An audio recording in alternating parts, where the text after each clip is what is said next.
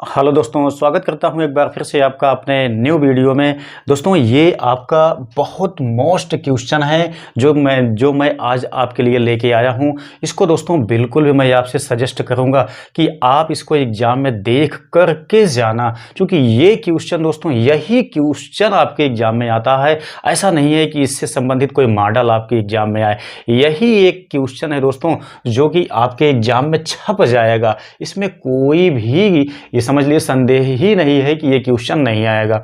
तो आप लोगों को यहाँ पे मैं बताना चाहूँगा कि ये किस लेसन का सवाल है, ठीक है, क्या चीज़ दिया गया है, क्या निकालना है इसमें। दोस्तों यहाँ पे मैंने लिखा हुआ है ये किरचॉफ का नियम तथा प्रवैद्युत दोस्तों ये किरचॉफ का नियम तथा वैद्युत परिपथ जो लेसन है उसी में का ये क्वेश्चन है दोस्तों। बहुत आसानी से इसको हल करना मैं आपको सिखाऊंगा, लेकिन आप इसको एग्जाम में जाने से पहले अच्छे से देख करके तभी जाइएगा, यही क्वेश्चन आपका एग्जाम में फंसेगा, ठीक है। तो अब यहाँ पे देखिए कि दिया क्या गया है, उसके बाद मैं आपको इस सर्किट से संबंधित चीज़ों को समझाऊंगा जिससे कि आपका जो क्लेरिफिकेशन है वो बहुत अच्छे से हो जाए। इसके बाद आपको कोई भी सवाल देखने की आवश्यकता ना पड़े।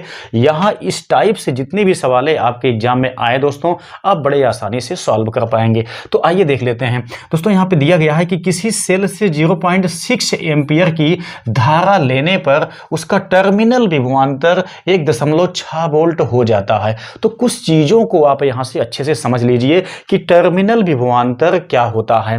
तो ठीक है, यहाँ पे देखिए जो यहाँ पे लोड रेजिस्टेंस लगा हुआ है दोस्तों, यहाँ पे जो वोल्टेज आपका क्षय होगा या जो वोल्टेज आपका यहाँ पे बनेगा वही कहलाएगा टर्मिनल विभवांतर। मतलब ये हुआ कि दोस्तों ये जो रेजिस्टेंस आपका यहाँ पे जोड़ा गया है, यहाँ पे जो वोल्टेज आपका क्षय होगा, जो विभवांतर बनेगा उसी को कहा जाएगा यहाँ पे टर्मिनल विभवांतर। तो आगे देखिए यहाँ पे कहा गया है तथा 0.8 एम्पियर धारा लेने पर 1.3 वोल्ट हो जाता है। क्या हो जाता है? यही टर्मिनल विभवांतर बताया गया है कि जब 0.6 एम्पियर की धारा लेता है तब इसका मान कितना हो जाता है? 1.6 वोल्ट हो जाता है।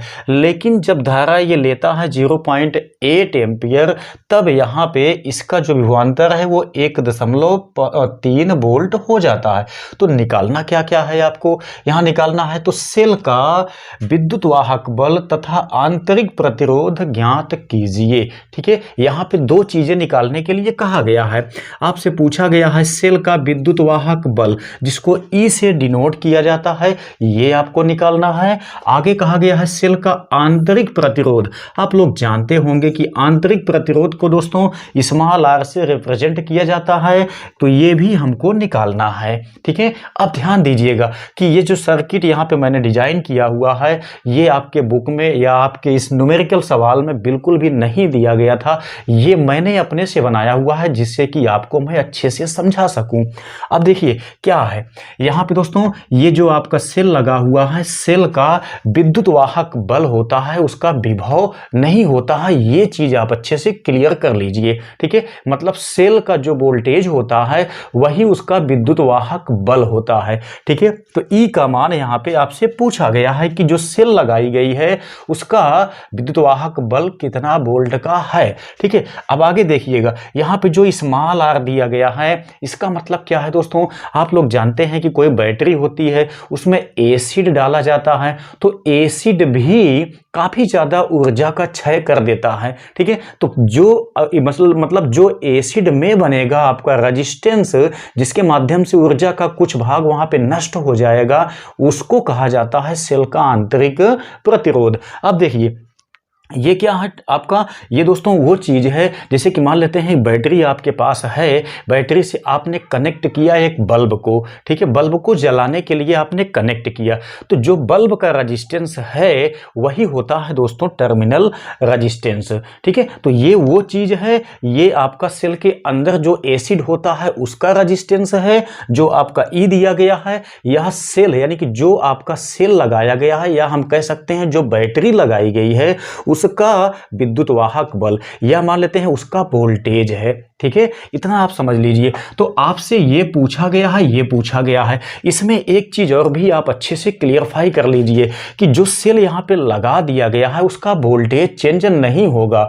मतलब जो सेल लगाया गया है उसका जो विद्युत वाहक बल है वो चेंज नहीं होगा। साथ ही साथ दोस्तों जो उसका इंटरनल रेजिस्टेंस बनेगा एसिड में वो भी चेंज नहीं होगा। ये दो चीज़ें आपकी बिल्कुल भी चेंज नहीं होंगी। उसके बाद इसमें जितने भी अवयव बनेंगे मतलब इसको भी बदला जा सकता है, ये मान के आप चल सकते हैं।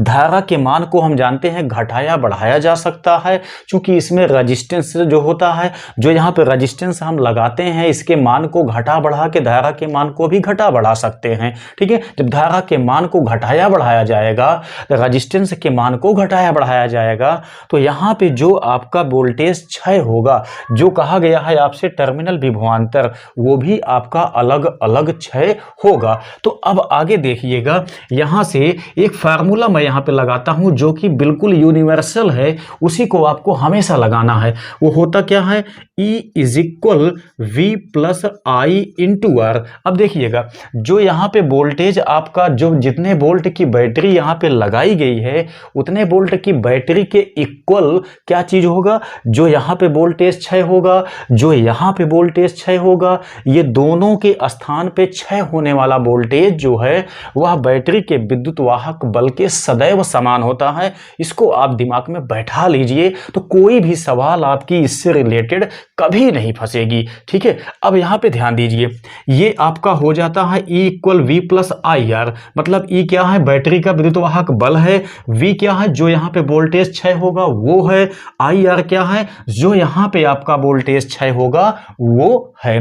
ठीक है, अब देखिए आपसे यहाँ पे क्या कहा गया है कि सेल से 0.6 एम्पियर की धारा जब ली जाती है तब वहां पे उसका टर्मिनल विभवांतर कितना होता है, 1/1.6 होता है। ठीक है, तो E का मान आपका निकालना है। E का मान यहाँ पे बिल्कुल भी बदलेगा नहीं।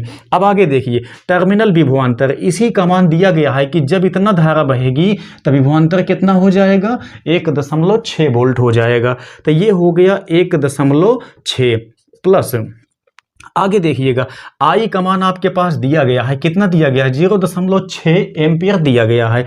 तो इसके स्थान पे हम 0.6 लिख लेते हैं। उसके बाद यहाँ पे आप देखेंगे तो R दिया गया है, तो इसको हम मान लेते हैं क्या चीज़, इक्वेशन नंबर, इसको हम मान लेते हैं फर्स्ट। अभी हमने कहाँ तक काम किया है, यहाँ से लेकर के केवल यहाँ तक का काम किया है, बस आगे हम कहीं भी नहीं चले हैं। अब ध्यान दीजिएगा, यहाँ से बात को पकड़िए, 0.8 एम्पियर की धारा जब लेता है तब टर्मिनल विभवांतर कितना हो जाता है, 1.3 वोल्ट हो जाता है। मतलब ये हुआ कि यहाँ पे आप देखेंगे तो V का मान अब कितना हो गया, 1.3 हो गया प्लस 0 पॉइंट कितना, जब 0.8 एम्पियर की धारा लेता है तब। तो ये दोनों संबंध आपके बन के कंप्लीट हो गए। ठीक है, अब क्या काम करना है, देखिए चूंकि ई यानी कि सेल तो वही है, सेल का मान तो नहीं बदला गया है, रेजिस्टेंस भी आपका यानी जो एसिड है उसमें वो भी आपका वही चीज है। तो आगे देखिएगा, इसी को हम सॉल्व कर लेते हैं, ई का मान आर का मान निकाल लेते हैं, क्वेश्चन आपका सॉल्व हो गया। क्योंकि कहा गया है विद्युत वाहक बल आंतरिक प्रतिरोध ज्ञात कीजिए। इसको निकालने के लिए आप लोगों को तो वैसे पता होगा, एक विलोपन विधि होती है, एक प्रतिस्थापन विधि होती है, मैथमेटिक्स में आपने पढ़ा होगा कक्षा 10 में या कक्षा 9 में। ठीक है, आप उसको भी लगा के इसको निकाल सकते हैं। नहीं तो आप सुनिए कैसे निकालेंगे, सिंपल सी बात है। यहां पे देखेंगे दोनों साइड में E इक्वल इतना है, E इक्वल इतना है, मतलब समीकरण 1 इक्वल 2 से हम यहाँ अप्लाई कर देते हैं। तो इसके स्थान पे हम इतना लिख सकते हैं। ठीक है, या हम इसके स्थान पे इसको लिख सकते हैं, तो इसके स्थान पे हम इसको लिख के चलते हैं। तो आप देखेंगे तो 1.6 हो गया प्लस यहाँ पे 0.6 R हो गया। आगे देखेंगे तो ये हो गया 1.3 प्लस ये हो गया 0.8 R। अब आगे देखेंगे क्या होगा यहाँ पे, यहाँ बिल्कुल सिंपल है, बहुत आसानी से इसको आप ला के इसके साथ में मिला दीजिए। मतलब 1.6 माइनस 1.3 हो गया। यहाँ पे आप देखेंगे तो इस साइड में बचा क्या है, 0.8 इंटू आर बचा हुआ है। जब इसको हम उस साइड में ले जाएंगे तो ये 0.6 इंटू आर बन जाएगा। ठीक है।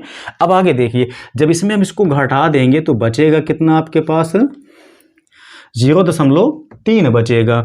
यहाँ पे देखिए, जब इसमें हम 8 में से 6 घटाएंगे तो कितना बचेगा, 0.2 बचेगा। अब देखिए R इक्वल हम यहाँ पे लिख सकते हैं 0.3 बटे 0.2। अब भैया आप जानते हैं कि पॉइंट से पॉइंट आपका कैंसिल हो जाएगा, तो बचा कितना, 3/2। इसको अगर हम काट देते हैं तो ये निकल के आएगा 1.5, चूंकि 2 × 2 2 × 10, तो ये आपका आ गया इंटरनल रेजिस्टेंस आपके पास 1.5 ओम का आ गया है।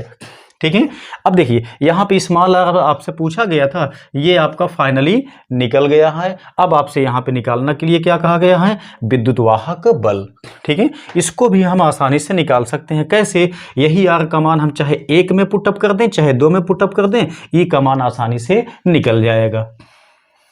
तो ध्यान दीजिएगा, हम यहाँ पे r का मान लिखते हैं समीकरण 1 में, तो E इक्वल आप देखेंगे तो बना कितना है, 1.6 है प्लस है 0.6 इंटू जो R का मान निकल के आया है वो कितना है, 1.5 है। तो यहाँ से जब इसको सॉल्व किया जाएगा तो ये आपका 1.6 आ गया, प्लस यहाँ पे जब गुणा किया जाएगा 15 छक्का 90, मतलब 0.90 आपका ये बन के आ गया। अब जब दोनों को हम जोड़ देंगे तो आप जोड़ के देखिए यहाँ पे कितना बनेगा, 9 6 15 बन गया। यहाँ पे आप देखेंगे तो ये आपका 112 यानी कि 2.5 वोल्ट आपका यहाँ पे विद्युत वाहक बल निकल के आ गया। ठीक है, तो ये था दोस्तों एक अच्छा सा न्यूमेरिकल जो आपके एग्जाम में पूछा जाएगा, इसमें कोई भी शक ही बिल्कुल नहीं है, समझ लीजिएगा। ठीक है, तो दोस्तों उम्मीद करता हूँ कि चीज़ें आपके समझ में निश्चित तौर पे आ गई होंगी। अगर वीडियो समझ में आया है दोस्तों तो कर दीजिए वीडियो को लाइक।